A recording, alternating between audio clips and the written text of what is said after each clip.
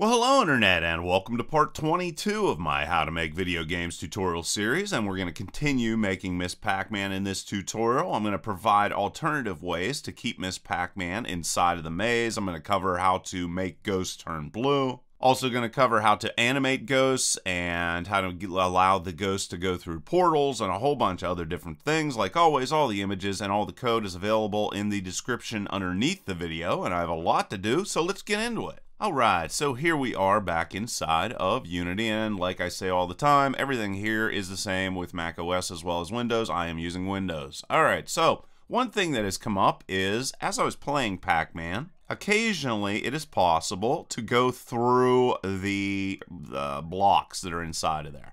And it happens whenever we're moving on the left side, but not on the right side. So I thought I would use this as an opportunity to actually show an alternative way to make sure that Miss Pac-Man cannot go, through those blocks that are there. Okay, so let's fix that. What I'm going to do is I'm going to open up Game Board. And here is our code, and if you can't see it, feel free to view this full screen. And what I'm going to do is I'm going to create another array. And this is a great alternative way, and normally the way that I like to actually set up my games. So what we're going to do is we're going to go public and bool, and what this is going to do is it is going to say if this is a valid block to move in or not. So I'm going to say valid block is equal to new, and it's either going to be true if it's valid, and if it's not, it's going to be false. So I'm going to set this up so that it is 28 by 31, and let's go verify exactly why I'm doing it that way. Okay, inside of Unity, let's zoom out of this guy right here and then zoom in a little bit more. Okay, so if we come down here and we click on this dot right here, got it. You can see over here that it is in the 1, 1 mark. Well, what I want to do is I want to start in the 0, 0 mark, which is actually outside of that dot. And what I'm referring to is the actual blue border right here. And then we can come over to this dot over here and zoom in again just so you can see exactly what I'm talking about. This one. And you can see that is in the 26 space. So I want to allow for enough space for not only all the dots, but also these borders that are also here. And once again, if we go the whole way up here to the very top and click on this, you're going to see this is in the 26 spot. So basically using that is going to allow me to allocate enough space to define the entire board instead of just what lies inside of it. So basically I need a way to very easily put in all of those different valid spaces. So what I'm going to do is I'm going to create two different functions that are going to allow me to do that. I'm going to create void add y row, and then I'll have x range. So it's going to add everything using a defined y and then a range of x's inside of it. So I'm going to go int, and this is y row, and then I'm going to have another int, and this is going to be x start, and int x end. Got that defined, and then I basically just have to cycle through all those guys and make them work. So to do that, I'm going to go for int I is going to be equal to whatever the x start is. And let's get rid of this stray guy that fell inside of there. And then inside of here, I'll go while I is less than or equal to x end, and then I'll increment I and get rid of this. Why is it throwing those ints inside of there? Oh, I know why, because I went int I. Now that'll go away. Alright, so let's just get this in here and let's increment I. Alright, so we have that set up. Then I'm going to say valid block, the array that I have up above, and inside of there I'll throw in the I for the ever-changing x value, and then for our row that we have inside of there. And since that will be valid, I will mark that as true. And that is basically all I need to do for that. I'm basically going to do exactly the same thing for all of my X columns and my Y ranges. So I just copy this, paste it inside of there, and it's going to do something a little bit different. This is going to be X column. So X column, and this is going to be a Y range. So then we will change this to X column, and this will be Y start and Y end. And then I'm going to do basically the same thing here. I'll just change this to Y start, and this will be Y end, and then I'm going to flip these two guys This is going to be X column, and then I can throw I inside of there.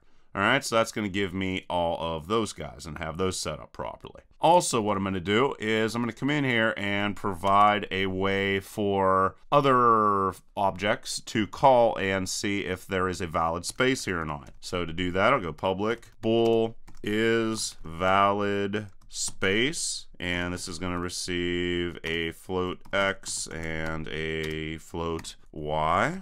Then what I need to do is I need to take the value that's passed inside of here and then get the floor version of it, which means I need to convert the float into a double and then back into a float again. So I'll just go float, and the reason why I'm doing it that way is because that's the way that I did it in the other, you know, the way I have everything structured inside of the array, and the differences between the value of the actual space inside of the game board or the scene versus what is inside of our array. So then I need to convert this to a double. And if any of this is not making sense, you definitely have to watch the previous parts of this tutorial series, otherwise you will get very, very confused. I'm getting an error there, and that's because I need to come in and go using system, and that will allow me to use the floor. As you saw, that went away. Also, going to do the same thing for Y. Change this to Y, and change this to Y, and now we'll have that all set up. And then I'm going to go if valid block, and we'll go, I don't think I need to convert this to an int. Oh yeah, I actually do. So I'm going to go X plus 1, and then I'm going to do the same thing, int, and then Y plus 1. And if that comes back as true, which, you know, it should, we'll go return true. And otherwise, if it's not a valid block, obviously, it's going to return false. Okay, so there we go. We went and created that. Now what I need to do is go and populate all of, or this array with all of our valid blocks, and I'm going to have to do that by hand. All right, so basically what I need to do here is I need to, let's go and zoom out of this. I need to pass in our X value inside of here, which is going to be this row right here, and then I'm going to pass in a range into this as well. So what this is going to be is it's going to be a Y row, and then it's going to be a range of X's. So it's going to start off right here as 1, 1, and it's going to end here with 26, 1. And how that's going to work is right after this for each block, I'm going to call the proper one. So I'm going to go add, and this is going to be Y row, X range, and the Y is going to be the same, and the X's are going to change from 1 to 26. So as you can see, it's going to provide a real easy way for me to define a whole bunch of rows and columns all at one time using those functions down there. And so that you are not bored to death, I went and did that ahead of time here for you, and there is going to be all of the different function calls that I need to make all this work. And of course, all of this code is available in the description, so go and get it.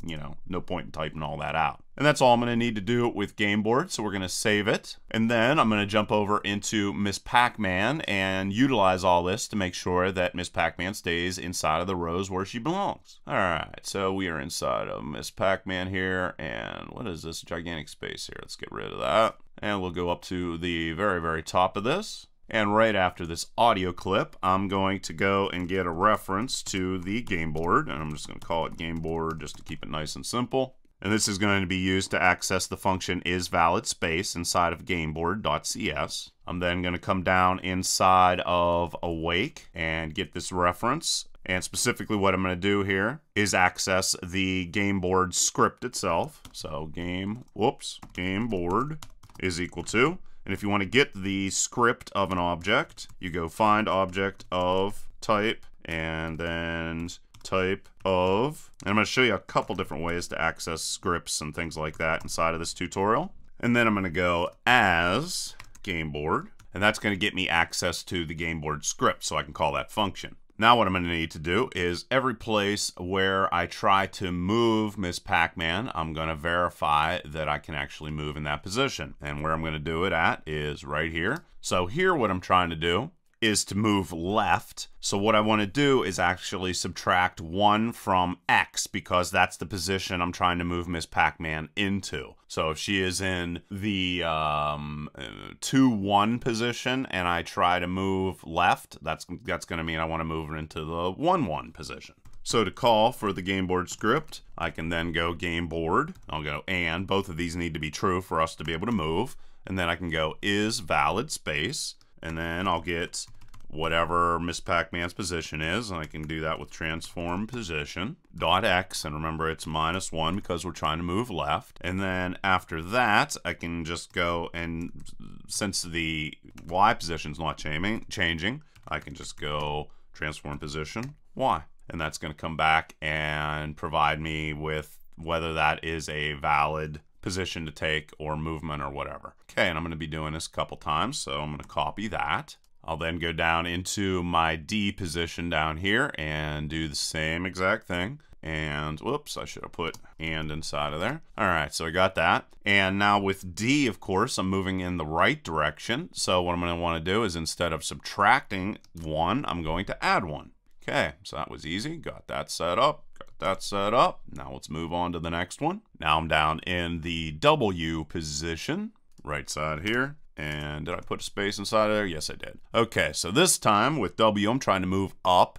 So I'm going to get rid of the change here to the X and instead add that value right there, +1 to the Y position. And then the only one left is the S position. So you can see how easy it is to come in here and just verify all this. And of course, that is going to be, well, let's get rid of this like that. S is down, so that means I need to subtract 1 from Y and save all that. And here we are back inside of here, and you can see that now whenever I'm trying to move right, it no longer works. Well, of course, if I'm inside the maze, it works. But everywhere else, we no longer have the issue of, going through walls.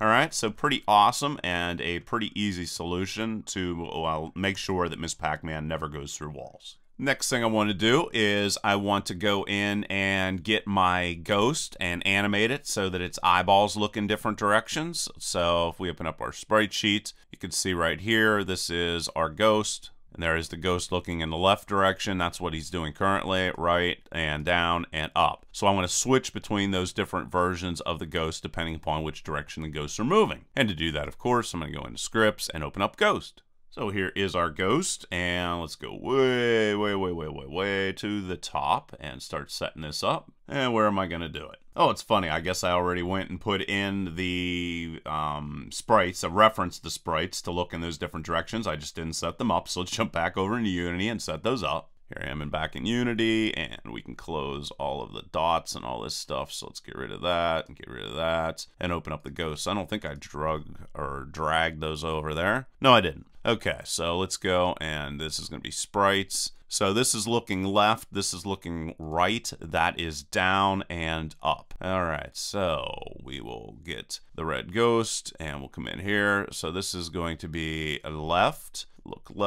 and this is look right, and this is look, I forget. I think it was backwards. I think it was down and then up.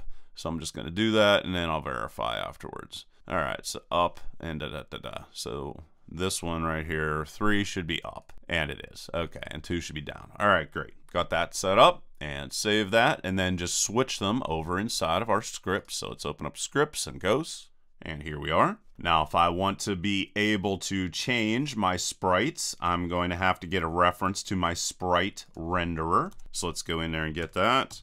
Let's go up public sprite renderer. And then let's go and set that up inside of awake. And I'll go sprite renderer is equal to game object get component and sprite renderer. And there we are. That's all we need to do to get a hold of that sprite renderer. Whoops, I forgot to put SR inside of there. And there that is, and that's all set up. Of course, you know the sprite renderer is a component attached to our ghost that allows us to change the sprite representing our ghost. And now I just need to go in here and actually change that. And where I'm going to change it, I'm only going to have to change it in 4 places, luckily enough. I'm going to come down here inside of this guy. I'm going to throw a couple more if blocks inside of here. And I'm going to say if my move vect is equal to, if I want to find out if I am moving to the right, I just go vector 2 and right like that. And then I'm going to do this for all of the other different options. So I'll go else, paste that inside of there, and this one right here is going to check if I am looking to the left, and then I'll go else and check if I am looking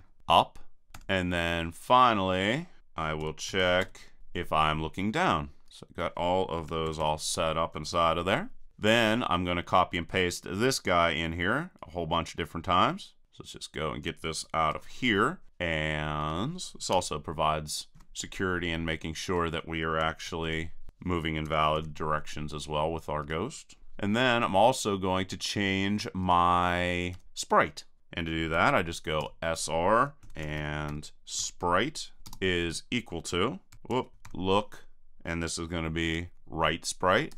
There it is. And then I'll do the same thing with the other ones. See, quite easy.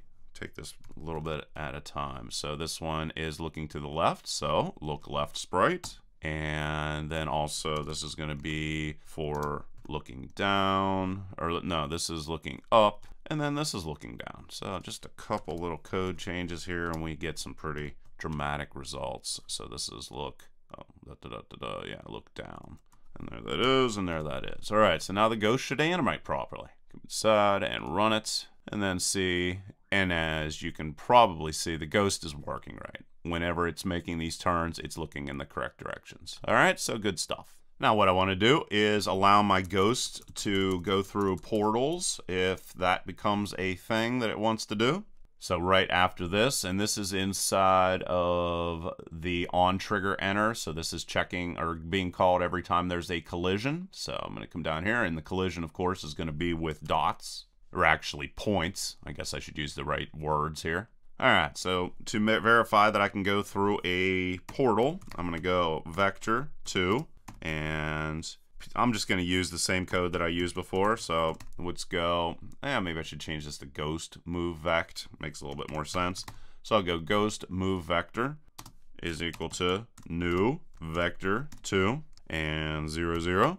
And then I'll go if transform. And what I'm going to do is whenever it hits a position in our maze, it's going to automatically jump. So it's going to, if it's going and hitting a position on it, moving towards the left, it's going to reposition it to the right, and then make sure that it continues going to the left. And if it hits a position on the right, it's going to jump the Pac-Man across the screen to the left, and it makes sure it goes that way. Ghost, not Pac-Man.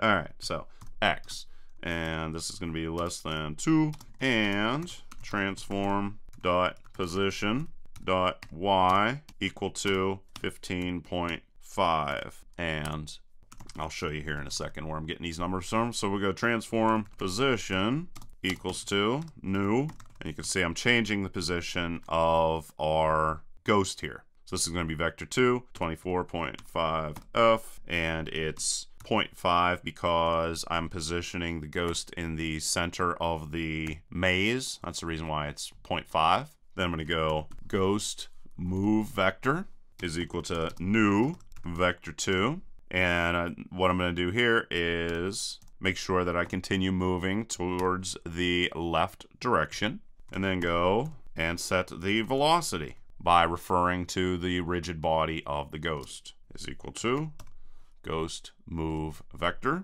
times whatever the value of speed is for our ghost. And then we're going to do exactly the same, well, sort of the same thing, going in the opposite direction. So I'll say else if transform position, and then I just need to change these guys. So what this is going to be is this is going to be greater than 25, and this is still going to be 15.5. Here, I'll show you why.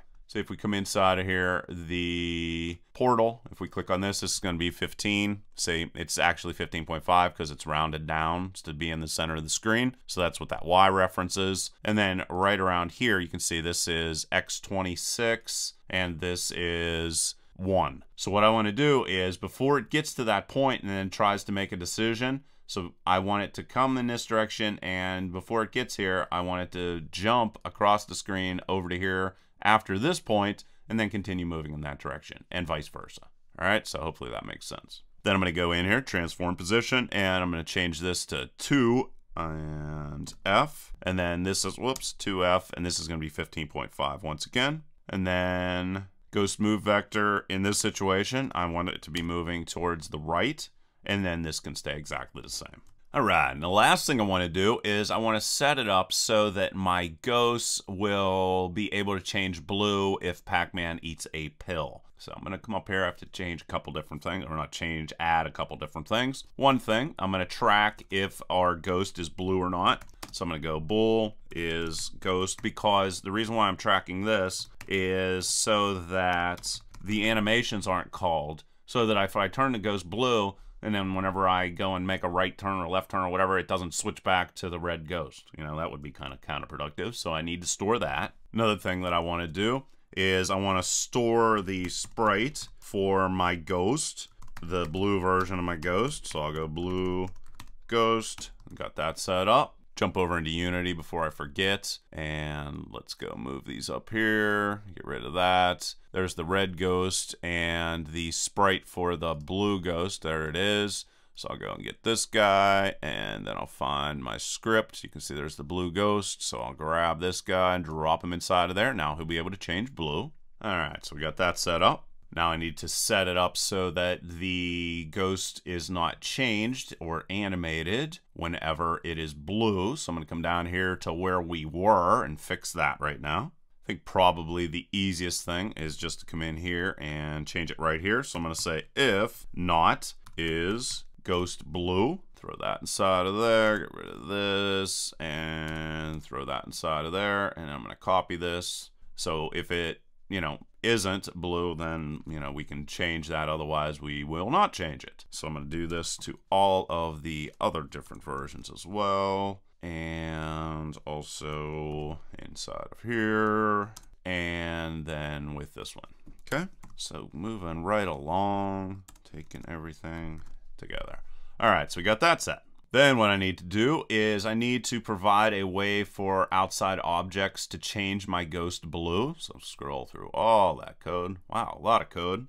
Way down here to the very ends. And I'm going to call, this is going to be public void, and I'm going to call this turn. I'm going to turn the ghost blue. And for about 6 seconds, I might change that depending upon how this plays. And then, whoops, not black, back. So it's going to turn the ghost blue for a couple seconds, and then it's going to turn it back. All right, so we got that set up. And I'm going to need to use a StartCoroutine with this. So that means I'm going to go enumerator. And the name of this, of course. You know what? Why don't I just call this turn ghost blue and then call the other one this? All right, just to keep it simple. So I'll go turn ghost blue, and then this other one will be and back. All right, I think that makes a little bit more sense.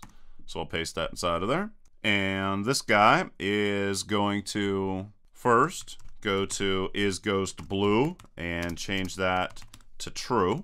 And after that, it's going to change the sprite for our ghost by calling the sprite renderer to the blue ghost that we passed inside of there.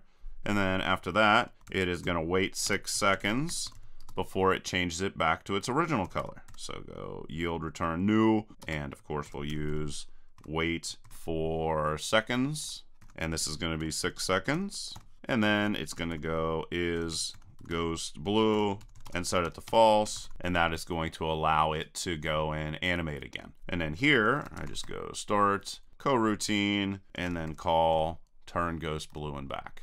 All right, got it set. Good stuff. Whoops, make sure I put the parentheses inside of there. All right. Okay, so the ghost is all set up and ready to be changed to blue. Now I'm back inside of Miss Pac-Man here once again. And I'm going to come down here right after my game board. I'm going to have to get a reference to the ghost script so that I can call that function. So I'm going to go ghost, and I'm going to call this red ghost script. Save that, and then down inside of awake, I'm going to actually create that guy. So I'm going to go game object. Very first thing I want to do is get the red ghost game object. So game object, and I'll call this red ghost game object. And how we get game objects is we go game object and find, and then name of the game object that we want to get a reference to. And then once we get that, we can now come in here and get the script that is attached to said game object. So I'll call this red ghost script because that's what it is. And to get that, this is ghost, and that's the red ghost script up here. You can see it's of type ghost. And then I go red ghost, or this is going to be red ghost game object, and get component and type of, and that's going to be ghost. All right, and that's how easy it is to get that red ghost script. Now I'm going to come in here and get all of my pills. So let's go and get these guys, and I'm going to add circle colliders to all of them. So I'm just going to select all of them, go add components and physics 2D and circle collider, and also I'm going to have is triggered checked for all of those. And also I'm going to come in here and check this, put the check there. That's going to show them on the screen. See, they are there now. Now they're gone. So that's what that check does. Everything looks good there. Back over inside of my Miss Pac-Man script. And then I'm going to have to come down here where we are verifying that we hit something with Pac-Man, which is going to be the pill in this situation. So let's just go. There we go. On trigger enter 2D. So we're going to be looking for a collision with a pill. I'm going to come in right here and put in that reference. Whoops, make sure it's outside of the point area. Yeah, definitely don't want to be inside of there. That wouldn't make any sense. So let's come right here after we checked if we hit a dot or not. And here I'll just copy this guy and paste that inside of there. And this time, instead of dot, it's going to be pill. And then I want to play a sound effect. So I'm going to call my sound manager. So sound manager and whoops, instance. This is going to play a pill eating sound. Play one shot. And I'm probably going to do a tutorial that gets a little bit more into making good video game sounds. I've kind of avoided that because of issues on YouTube that won't allow me to use certain sounds. All right, so there's power up eating. And then I need to call the script that's going to turn my ghost blue. So I'm going to go red ghost script and then call turn ghost blue. And that's how easy that was. Put these closing parentheses inside of here so that error goes away. And this is going to be moved over here.